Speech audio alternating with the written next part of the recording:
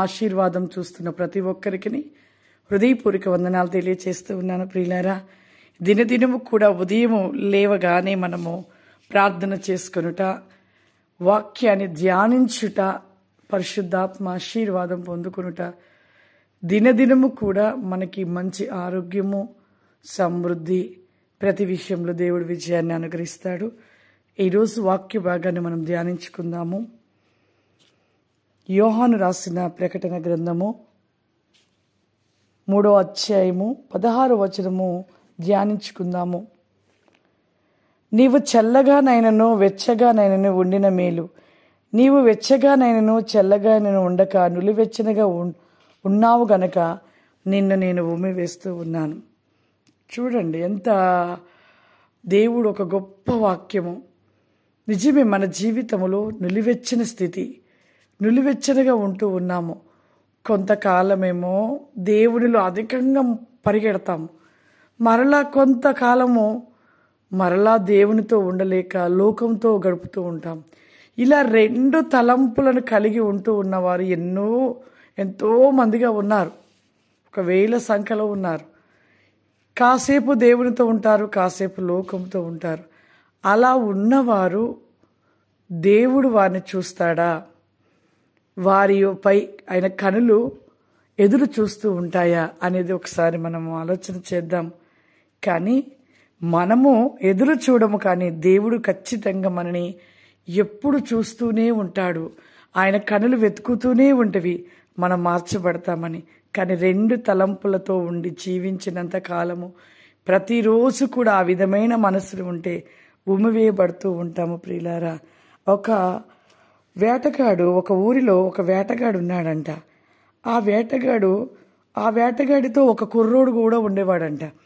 రోజు వేటకు వెళ్ళేవారంట ఆ కుర్రోడును ఆ యొక్క వేటగాడు.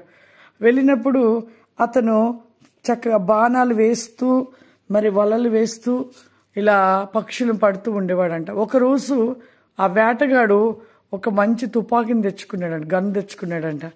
తెచ్చుకొని ఆ కుర్రోడిని వెంట పెట్టుకొని వెళ్ళాడంట. ఒక పెద్ద చెట్టు, ఆ చెట్టు మీద చాలా పక్షులు ఉన్నాయంట. వెళ్ళి ఆ వేటగాడు ఆ పక్షులను షూట్ చూసి ఒక్కొక్కటిగా కాలుస్తూ ఉంటే అవన్నీ పడిపోతున్నాయంట. మొత్తం పక్షులు పడిపోతూ ఉండగా కొన్నేమో చనిపోయాయంట, కొన్ని కొట్టుకుంటున్నాయంట, కొద్దిగా దెబ్బ తగిలి అటు ఇటుగా పరిగెడుతూ ఉన్నాయంట. వెంటనే ఆ యొక్క కుర్రోడు చనిపోయిన పక్షులన్నీ తీసి బొట్లో వేస్తూ ఉన్నాడంట, చనిపోయినాయి అన్నీ కూడా. వెంటనే ఆ వేటగాడి దగ్గరికి వచ్చి, ఒరేయ్, ఏంట్రా నువ్వు చేసే పని?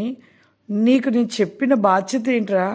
నీవు చనిపోయినవి తీసుకెళ్లి బుట్టలో వేస్తున్నావేంట్రా? చనిపోయినవి అక్కడే ఉంటవి కదా, అసలు బ్రతికి అటు ఇటు కొట్టుకుంటూ అటు ఇటు పోయి వాటిని పట్టేసుకొని బుట్టలో వేయాలి, కానీ చనిపోయిన వాటిని ఎందుకు వేస్తున్నావు అనేసి ఆ కుర్రోడిని గద్దించినప్పుడు ఆ కుర్రోడు అన్నాడంట, అవి ఎక్కడికి పోతాయి గురు, ఇక్కడే ఉంటాయి కదా, ఎక్కడికి పోవు, అవి అటుగా ఇటుగా తిరుగుతూ ఇక్కడే ఉంటవి, అవి మన చేతిలో చిక్కుతాయి, అవి ఎక్కడికి పారిపోలేవు, ఎక్కడికి వెళ్ళలేవు అని చెప్పాడంట.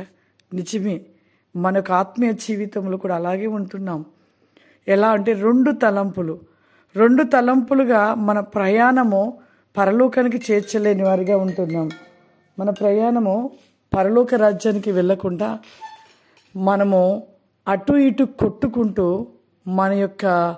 మనం ఎలా అంటే మన యొక్క జీవితము ఈ భూమి మీదనే కొట్టుమిట్టాడుతూ చివరికి చనిపోయి నరకానికి వెళ్ళే స్థితికి అయిపోతూ ఉంది మన జీవితము.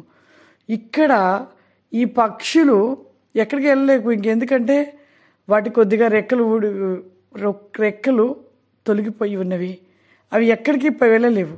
మానవుని జీవితంలో కూడా ఆత్మీయ జీవితంలో కొన్ని రోజులు దేవుడితో ఉంటారు, కొన్ని రోజులు మరి దెయ్యంతో ఉంటూ ఉంటారు. వారి యొక్క ఆత్మీయ జీవితంలో ఎదగలేరు, ముందుకు వెళ్ళలేరు, దేవుని యొక్క రాజ్యానికి చేర్చబడే వారిగా ఉండరు, దేవుని యొక్క వారసులుగా ఉండలేరు. ఎప్పుడు చూసినా వారి జీవితకాలం అంతా కూడా భూమి మీద సగమటు సగమిటు ఇక అలా జీవించి చివరికి నరకానికి చేర్చబడే వారిగా ఉంటూ ఉన్నారు. కాబట్టి మన జీవితంలో నులివెచ్చిన జీవితం అనేది చాలా ప్రమాదకరమైనది. నులివెచ్చని ఉన్న క్రైస్తవుడి జీవితము ఏ నాటికైనా నరకం తప్పదు, పరలోకానికి చేర్చబడలేరు.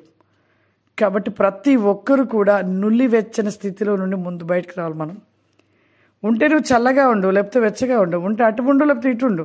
అంతేగాని సగమేమో దేవుని సన్నిధికి కొంతకాలం రావడం, కొంతకాలం లోకానుసారమైన జీవితం, కొంతకాలం ప్రార్థన చేయడం, కొంతకాలం ప్రార్థన మానేయడం, కొంతకాలం క్రమం తప్పడం, ఇటువంటివన్నీ నీ జీవితానికి నష్టం. నిలువెచ్చనిగా ఉంటే ఎవరికో నష్టం కాదు, సేవకులకు నష్టమేం కాదు. మీకు ఆత్మీయ జీవితంలో పరిపూర్ణత లేక నిలువెచ్చనిగా ఉన్న వారి యొక్క జీవితము చివరికి నరకానికి చేర్చబడుతూ ఉంటారు. ఆ విధమైన జీవితం నుండి మనం విడిపించబడాలి. మనము దేవుని యొక్క వారసులము, ఆయన సొత్తు, ఆయన యొక్క బిడ్డలము. కాబట్టి మన ఆత్మీయ జీవితాన్ని రోజు రోజుకు పెంచుకోవాలి, ఆత్మీయతలో ముందుకు కొనసాగుతూ ఉండాలి. అలా కొనసాగినట్లయితే ఖచ్చితంగా మన జీవితంలో దేవుడు గొప్ప ఆశీర్వాదాలు ఇస్తాడు.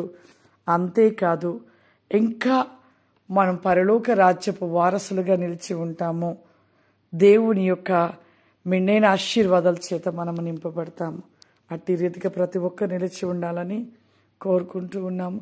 కళ్ళు మూసుకున్నట్లయితే ప్రార్థన చేసుకుందాం. సర్వశక్తివంతుడా దయగల తండ్రి, నీకు వందనాలు చెల్లిస్తూ ఉన్నాను ప్రభా. పరిశుద్ధాత్మ తండ్రి, ప్రతి వీక్లో stand by go break on the లిస్టల్ మై సో బ్రేక్ ఎనీ ఫౌరిమా. ఈ ప్రోగ్రాం చూస్తున్న ప్రతి బిడ్డని ప్రభా మీరు దీవించి ఆశీర్వదించండి. ఈ దినమంతా వారి జీవితంలో సమృద్ధి, ఆరోగ్యము, వివేకమైన ఆశీర్వాదం దయచేయమని యేసుక్రీస్తు నామములో అడుగుతున్నాను తండ్రి. ఆమేన్. God bless you.